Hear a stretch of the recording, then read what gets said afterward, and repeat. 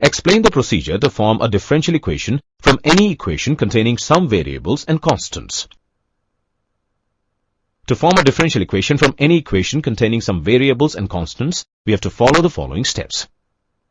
Let's understand these steps with the help of an example. Consider an equation where a is a variable and c a constant. In the first step, we differentiate the given equation to determine the value of all the variables present in the equation. So, differentiating the equation with respect to y, we get, solving this equation for a, we get, and in the last step, we substitute the value of each variable in the given equation. So, substituting the value of a in this equation, we get, the equation can also be written as, or,